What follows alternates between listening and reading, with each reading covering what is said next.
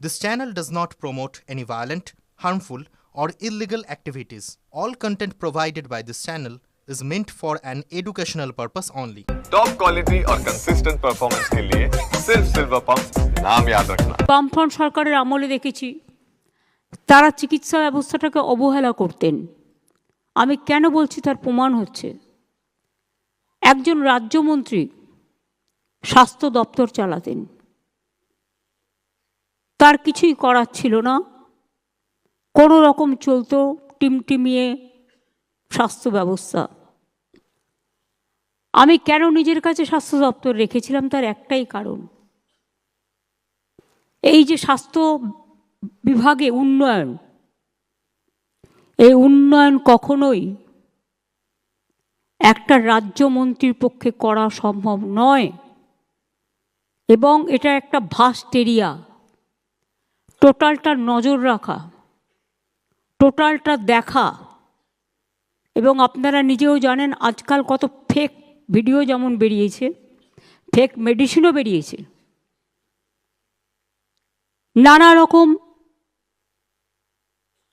লোভ এত বেড়ে গেছে, একটা ভালো কাজকে খারাপ করে দিতে 1 সেকেন্ড লাগে।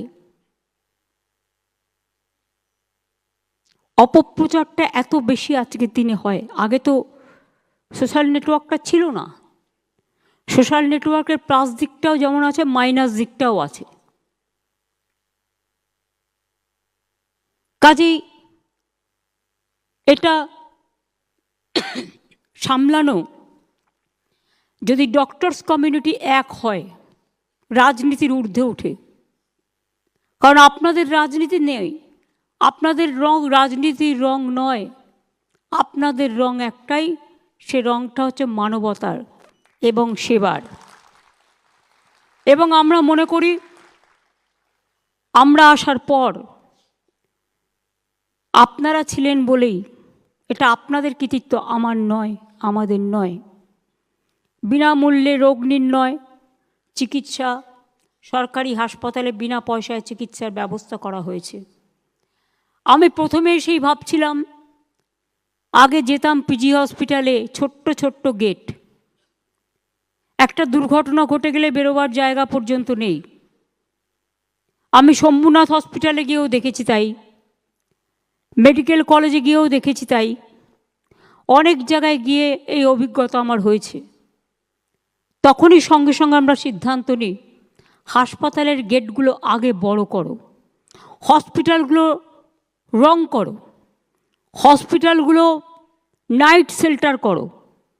এগুলো করার প্রয়োজন আছে, কারণ আমরা সবাই জানি আগে দৃষ্টি সুন্দরী, তারপরে গুণ বিচারী। অর্থাৎ আগে দেখতে হবে আপনাকে, যেটা আমি বলছিলাম ব্যবহার সুন্দরী, তারপরে গুণ বিচারী, অটোমেটিক। বিশ্বাস করুন, একটা ছোট্ট ঘটনা আপনাদের বলছি।